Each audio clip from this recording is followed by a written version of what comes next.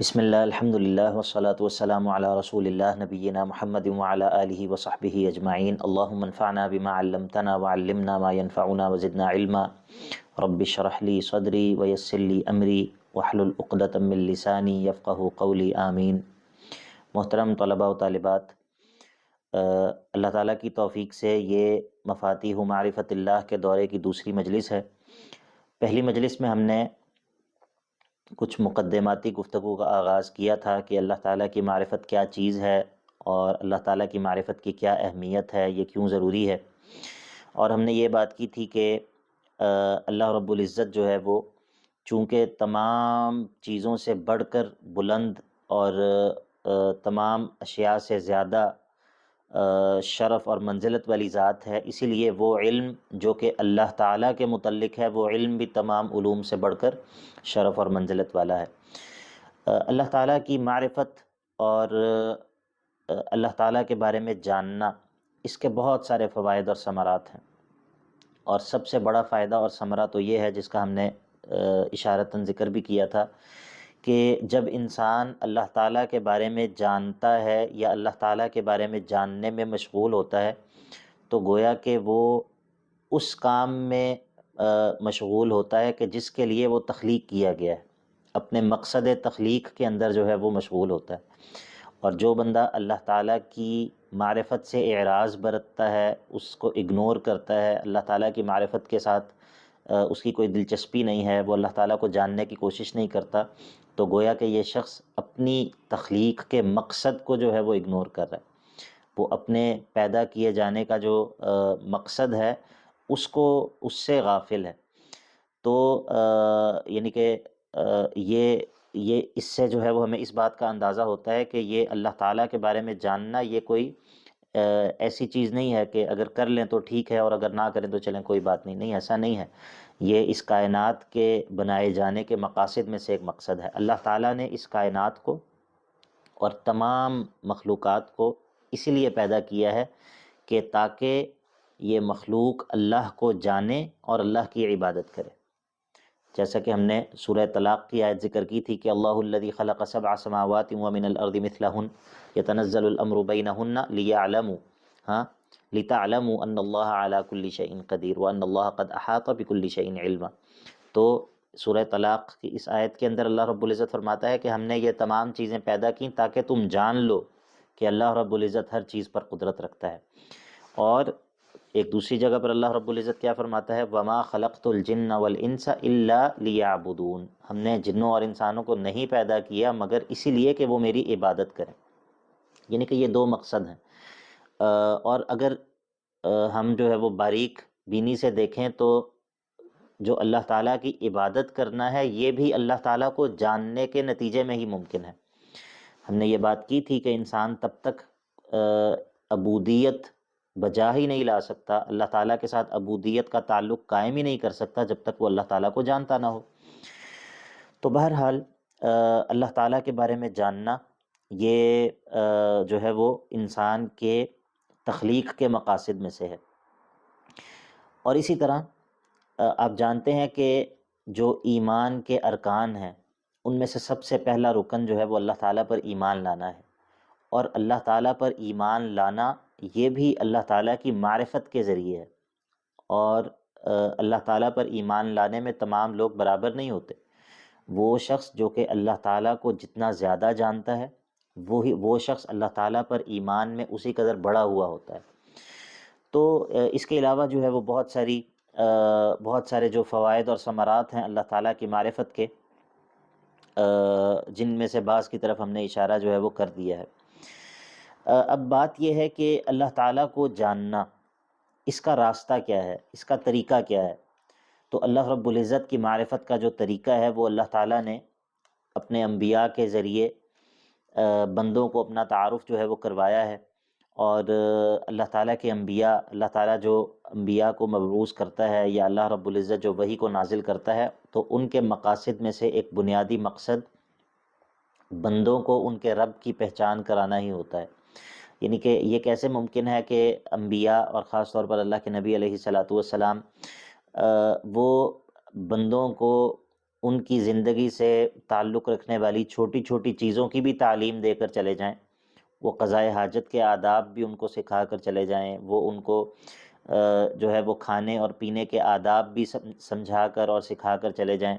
اور دیگر جتنی بھی چیزیں ہیں، انبیاء جو ہے وہ بندوں کو ان کی تعلیم تو دیں، لیکن ان کو ان کے رب کی جو ہے وہ پہچان نہ کروائیں۔ یہ کس طرح ممکن ہے؟ بلکہ بندوں کو جس چیز کی جتنی زیادہ ضرورت ہوتی ہے، اللہ رب العزت اس کو سکھانے کا، اس کا تذکرہ کرنے کا اتنا ہی زیادہ اہتمام کرتا ہے۔ اسی لیے آپ دیکھیں اگر قرآن مجید کو، تو قرآن مجید آغاز سے لے کر انتہا تک وہ اللہ رب العزت کے تعارف پر مشتمل ہے۔ اللہ رب العزت کے پہچان، اللہ رب العزت کا تعارف، یہ سارا قرآن مجید جو ہے وہ اس کام میں لگا ہوا ہے۔ وہ ابتدا سے لے کر انتہا تک اللہ تعالیٰ کا تعارف کرواتا ہے بندے کو۔ تو بہرحال اللہ تعالیٰ کے تعارف میں داخل ہونے کا جو دروازہ ہے وہ اللہ تعالیٰ کے اسماء و صفات ہیں۔ اللہ تعالیٰ کے اسماء اور صفات، اللہ تعالیٰ کے نام، اور ان ناموں سے ہمیں اللہ تعالیٰ کی جن صفات کا پتہ چلتا ہے، یہ وہ مرکزی دروازہ ہے کہ جہاں سے انسان اللہ رب العزت کے بارے میں جاننا شروع کرتا ہے، جہاں سے ہم جو ہے وہ اللہ تعالیٰ کی معرفت میں داخل ہوتے ہیں، اللہ تعالیٰ کے بارے میں جاننا شروع کرتے ہیں۔ آپ جانتے ہیں کہ اللہ تعالیٰ نے اپنے ناموں کے بارے میں قرآن مجید میں یہ بات ذکر کی ہے کہ وَلِلَّهِ الْأَسْمَاءُ الْحُسْنَى فَادْعُوهُ بِهَا۔ اللہ تعالیٰ نے قرآن مجید کے اندر اس بات کا ذکر کیا ہے کہ اللہ رب العزت کے جو نام ہیں وہ الاسماء الحسنى ہیں، اور اسی طرح یہ ہے کہ قُلِ ادْعُوا اللَّهَ أَوِ ادْعُوا الرَّحْمَٰنَ أَيَّمَّا تَدْعُوا فَلَهُ الْأَسْمَاءُ الْحُسْنَى۔ اللہ تعالیٰ کو اللہ کہہ کر پکارو یا رحمان کہہ کر پکارو، تم جو کچھ بھی کہو، جس طرح بھی اللہ تعالیٰ کو پکارو، فَلَهُ الْأَسْمَاءُ الْحُسْنَى، اس کے جو ہے وہ یہ بہترین نام ہیں۔ الاسماء الحسنى اللہ تعالیٰ کے بہترین نام ہے، اس کا کیا مطلب ہے؟ اس کا مطلب یہ ہے کہ یہ جو اللہ تعالیٰ کے اسماء ہیں، اسماء جو ہے یہ اسم کی جمع ہے، نام کو کہتے ہیں۔ یہ نام ایسا نہیں ہے کہ صرف الفاظ کا مجموعہ ہے، صرف حروف کا مجموعہ ہے اور ان کے پیچھے کوئی معنی نہ ہو، نہیں، ایسا نہیں ہے۔ جس طرح ہم دیکھتے ہیں کہ انسانوں کے اندر یا دوسری چیزوں کے اندر بعض دفعہ بعض چیزوں کے نام ہم رکھ دیتے ہیں، لیکن اس نام کے پیچھے کوئی معنی نہیں ہوتا، وہ صرف ایک نام، ایک علامت ہوتی ہے، اس چیز کی ایک علامت ہے، اور اس نام کا کوئی معنی بھی ہو یہ ضروری نہیں ہے۔ جس طرح ہم لوگوں کے نک نیم رکھ دیتے ہیں، ٹھیک ہے، اور وہ نک نیم جو ہوتا ہے عموماً وہ ایسا نہیں ہوتا کہ اس کے پیچھے کوئی معنی ہوتا ہے، بلکہ وہ صرف ایک علامت ہوتی ہے، ایک پہچان ہوتی ہے کہ یہ جو لفظ ہے اس سے فلاں شخص مراد ہے یا فلاں چیز مراد ہے، اور اس کے علاوہ اس کے اندر اور کوئی چیز نہیں ہوتی، اس کے اندر کوئی معنی موجود نہیں ہوتا۔ تو اللہ تعالیٰ کے جو نام ہیں وہ الاسماء الحسنى ہیں، اس کے اندر جو پہلی چیز شامل ہے وہ تو یہ ہے کہ اللہ تعالیٰ کے تمام نام وہ بامعنی ہیں، ان ناموں کے پیچھے معانی ہیں، وہ اسماء جو ہیں وہ صفات پر دلالت کرتے ہیں۔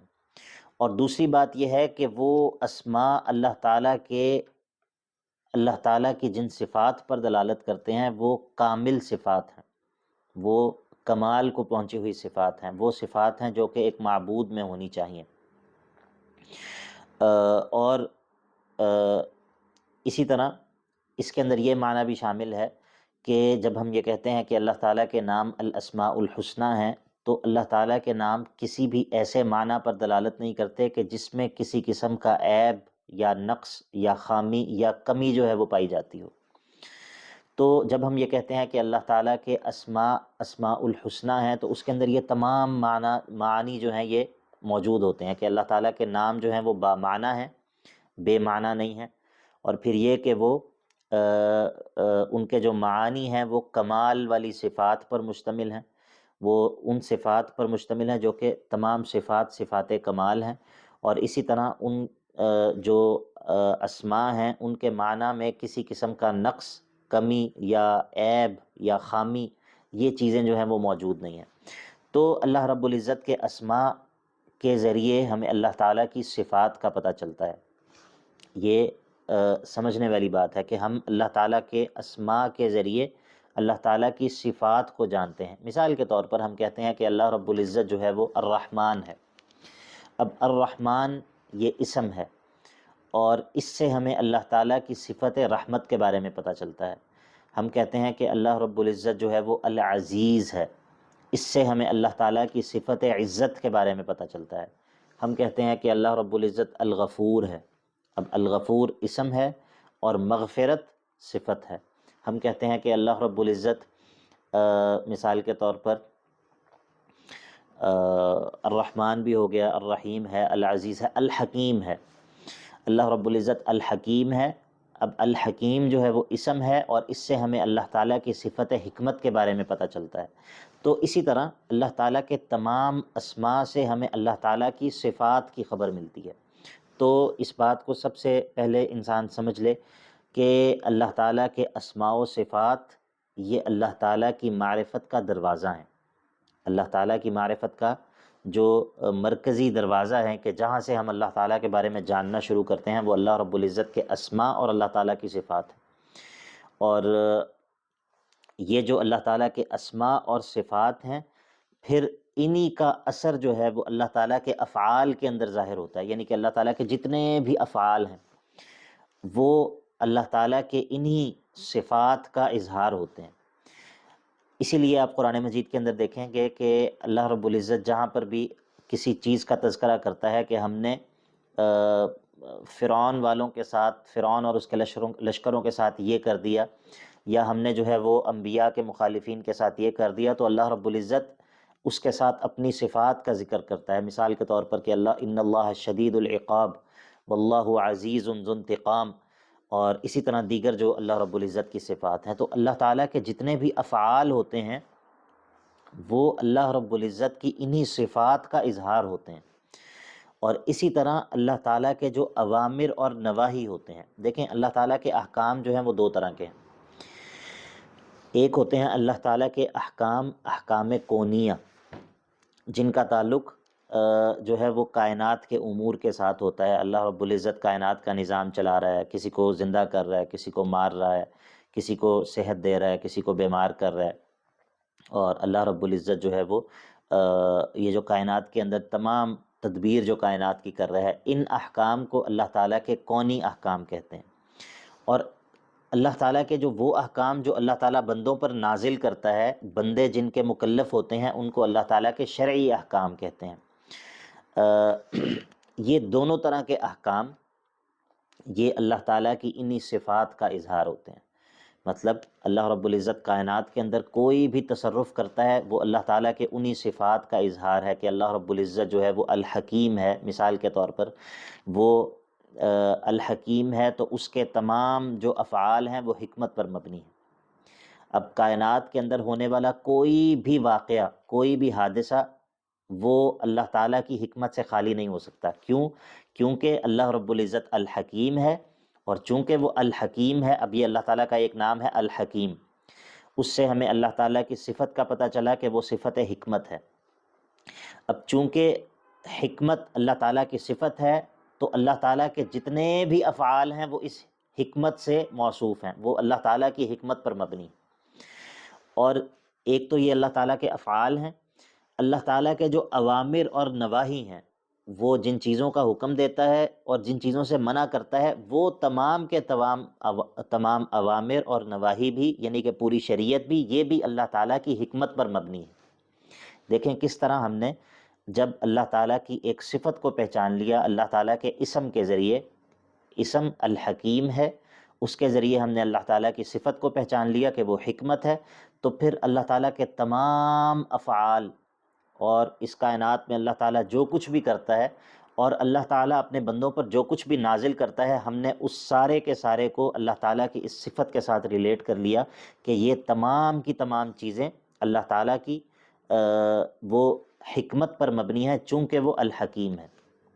اور یہی معاملہ اللہ تعالیٰ کے باقی تمام اسماء اور صفات کا بھی ہے۔ مثال کے طور پر وہ الرحمن اور الرحیم ہے، تو کوئی بھی اس کا جو فعل ہے اور کوئی بھی اس کا جو حکم ہے وہ رحمت سے خالی نہیں ہے، وہ بندوں کے ساتھ اس کی رحمت ہی کا مظہر ہے۔ تو اسی طرح انسان جب اللہ تعالیٰ کے اسماء اور صفات کو جانتا ہے تو اس کے ذریعے وہ اللہ تعالیٰ کے تمام افعال کو اور تمام جو اللہ رب العزت کے اوامر اور نواہی ہیں ان کو انہی صفات کا مظہر جو ہے وہ دیکھنے لگ جاتا ہے، اس کو یہ نظر آنے لگ جاتا ہے کہ اللہ رب العزت کی انہی صفات کا اظہار جو ہے وہ اللہ تعالیٰ کی ان تمام جو شرائع ہیں، اللہ تعالیٰ نے جو شریعتیں نازل کی ہیں ان میں بھی، اور اللہ تعالیٰ جو بھی کائنات کے اندر کرتا ہے اس میں انہی کا اظہار ہوتا ہے۔ تو بہرحال اب جو ہے وہ ہم تھوڑی سی بات یہ کر لیتے ہیں کہ اللہ تعالیٰ کے جو اسماء ہیں ان کی کیا اقسام ہیں۔ اللہ تعالیٰ کے اسماء کی بنیادی طور پر دو اقسام ہیں۔ اللہ تعالیٰ کے بعض اسماء ایسے ہیں جو اس بات پر مشتمل ہے، اس بات کسی چیز کو ثابت کرنا، اور اللہ تعالیٰ کے بعض اسماء جو ہیں وہ سلب اور نفی پر مشتمل ہے، کسی چیز کی نفی کرنا، کسی چیز کو نیگیٹ کرنا، کسی چیز کو منتفی قرار دینا کہ یہ چیز جو ہے وہ نہیں ہے۔ اللہ تعالیٰ کے اسماء بنیادی طور پر ان دو قسموں کے ہیں۔ ایک قسم وہ ہے کہ جس میں کسی چیز کو ثابت کیا جاتا ہے، کسی چیز کا ایجاب ہے، کسی چیز کو اللہ تعالیٰ کے لیے ثابت کیا جاتا ہے کہ مثال کے طور پر اللہ رب العزت الرحمن ہے۔ اب اس میں ہم اللہ تعالیٰ کے لیے ایک صفت کو ثابت کر رہے ہیں، ٹھیک ہے، اور اللہ رب العزت کے جو دوسرے اسماء ہیں ان کے اندر ہم اللہ تعالیٰ کی پاکی بیان کرتے ہیں۔ ہم کہتے ہیں کہ اللہ رب العزت القدوس ہے، وہ ہر قسم کی جو وہ چیزیں جو کہ نقائص ہیں، جو کہ عیوب ہیں، جو کہ خامیاں ہیں، ان سے پاک ہے۔ ہم کہتے ہیں کہ اللہ رب العزت السلام ہے، وہ ہر قسم کے عیب سے، نقص سے، خامی سے سالم ہے، اس سے مبرہ ہے، اس سے منزہ ہے، یہ تمام چیزیں اللہ تعالیٰ سے منتفی ہیں۔ تو بنیادی طور پر اللہ تعالیٰ کے اسماء کی جو بڑی قسمیں ہیں وہ یہ دو ہیں۔ ایک وہ جس کے اندر ہم اللہ رب العزت کے لیے کسی چیز کو ثابت کرتے ہیں، اور ایک وہ جس میں ہم اللہ تعالیٰ سے کسی چیز کی نفی کرتے ہیں۔ ایجاب اور سلب، اثبات اور نفی، اللہ تعالیٰ کے اسماء بنیادی طور پر ان دو قسموں کے ہیں۔ اور اللہ تعالیٰ کی جو تعریف ہے، اللہ تعالیٰ کی جو مدح اور ثنا ہے، اس میں جو اصل ہے وہ اللہ تعالیٰ کے لیے چیزوں کا اثبات کرنا ہے، اور کسی کی مدح اور کسی کی تعریف اس کا اصل طریقہ بھی یہ ہوتا ہے کہ آپ اس کے لیے کسی چیز کو ثابت کریں۔ میں آپ کو یہ بات ایک مثال سے سمجھاتا ہوں اور اس کے بعد انشاءاللہ ہم اس مجلس کا اختتام کرتے ہیں، اور اسی بات کو انشاءاللہ مزید کھولیں گے ہم اپنی اگلی مجلس میں، کیونکہ مجھے معلوم ہے کہ یہ باتیں کچھ تھوڑا سا سمجھنا جو ہے وہ خاص طور پہ ان لوگوں کے لیے جن کا کچھ ایسا بیک گراؤنڈ نہیں ہے، جنہوں نے عقیدے میں کچھ نہیں پڑھا، اور جن کے لیے یہ بالکل ایک نیا موضوع ہے، ان کے لیے ان چیزوں کو سمجھنا یا تھوڑا سا جو ہے وہ ٹائم ٹیکنگ ہے، لیکن انشاءاللہ ہم اس کی وضاحت کریں گے مزید۔ ایک انسان کسی بادشاہ کے پاس جاتا ہے اور جا کر اسے کہتا ہے کہ بادشاہ سلامت، آپ ڈاکے نہیں مارتے، اور آپ جو ہے وہ جیبیں بھی نہیں کاٹتے، اور آپ جو ہے وہ چوریاں بھی نہیں کرتے، اور آپ جو ہے وہ اب وہ ایک ایک کر کے بادشاہ سے عیوب کی نفی کر رہا ہے، عیوب کی نفی کر رہا ہے، خامیوں کی نفی کر رہا ہے، اور یہ بات بھی ٹھیک ہے۔ بادشاہ سلامت جو ہیں وہ نہ جیبیں کاٹتے ہیں، نہ وہ ڈاکے مارتے ہیں، نہ وہ چوریاں کرتے ہیں، یہ سب باتیں ٹھیک ہیں، لیکن بادشاہ اس کو اپنی تعریف تصور نہیں کرے گا، بلکہ ممکن ہے کہ وہ اس کو کوئی سزا دے دے۔ مدح کے اندر، کسی کی تعریف کے اندر اصل یہ ہوتی ہے کہ ہم جب اس کی جو خوبیاں بیان کریں ان کو تفصیل کے ساتھ بیان کریں، اور جب اس سے خامیوں کی نفی کریں تو ان کو اجمالی طور پر نفی کریں۔ مثال کے طور پر ہم کہیں کہ آپ میں یہ خوبی بھی پائی جاتی ہے، آپ بہت زیادہ سخی بھی ہیں، آپ بہت زیادہ کھلے دل کے بھی ہیں، آپ بہت زیادہ بہادر بھی ہیں، اور آپ بہت زیادہ معاف کرنے والے بھی ہیں،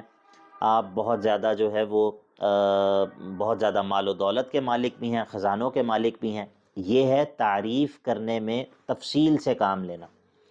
تعریف کرنے میں، اس بات کرنے میں، کسی چیز کو ثابت کرنے میں انسان جو ہے وہ ڈیٹیلز کے اندر جاتا ہے۔ لیکن جب ہم نفی کریں گے تو ہم کہیں گے آپ ہر عیب سے پاک ہیں، آپ میں کوئی برائی نہیں پائی جاتی۔ اب دیکھیں یہاں پر ہم اجمال سے کام لے رہے ہیں، یہاں پر جب ہم خامیوں کی یا عیوب کی نفی کر رہے ہیں تو ہم جو ہے وہ یہ نہیں کہہ رہے کہ آپ میں یہ عیب بھی نہیں پایا جاتا، یہ عیب بھی نہیں پایا جاتا، یہ عیب بھی نہیں پایا جاتا، نہیں، ایسا نہیں ہے۔ اسی لیے جو اس بات ہوتا ہے، اس بات میں تفصیل کی جاتی ہے، اور جو نفی ہوتی ہے اس میں اجمال سے کام لیا جاتا ہے، اور یہی شریعت کا طریقہ ہے اللہ رب العزت کے اسماء و صفات کے اندر۔ ہمارا دین جو ہے اس کا اللہ رب العزت کی تعریف، حمد و ثنا اور اللہ تعالیٰ کے اسماء و صفات کے اندر یہی اسلوب ہے کہ اللہ تعالیٰ کے جو ثبوتی اسماء ہیں جن کے اندر اللہ تعالیٰ کے لیے کسی بات کو ثابت کیا جاتا ہے، اس میں تفصیل کی جاتی ہے، اور وہ اسماء جن میں اللہ تعالیٰ سے کسی چیز کو نگیٹ کیا جاتا ہے، اللہ تعالیٰ کی پاکی بیان کی جاتی ہے، اس میں اجمال سے کام لیا جاتا ہے۔ تو بہرحال انشاءاللہ اس بات کو مزید ہم آگے بڑھائیں گے، اور یہ کچھ بنیادی قواعد ہیں، جب ہم ان کو جان لیں گے تو ہمارے لیے اللہ تعالیٰ کے اسماء اور صفات کا فہم، ان کو سمجھنا جو ہے وہ بہت آسان ہو جائے گا انشاءاللہ۔ یہ بنیادی جو قواعد ہیں، یہ بنیادیں اور یہ وہ بنیادی اصول ہیں جن کی روشنی میں جب ہم اللہ تعالیٰ کے اسماء و صفات کو دیکھیں گے تو ہمارے لیے مطلب ہر چیز جو ہے وہ اپنی جگہ پہ جو ہے وہ ہمیں نظر آئے گی، اور ان کو سمجھنا، اس کے معانی کو جاننا ہمارے لیے آسان ہو جائے گا۔ یہ مجلس چونکہ 20 منٹ کی ہو گئی ہے تو انشاءاللہ یہاں سے بات آگے جو ہے وہ ہم اپنی اگلی مجلس میں بڑھائیں گے۔ وصلی اللہ تعالیٰ علی نبینا محمد وعلی آلہ وصحبہ اجمعین۔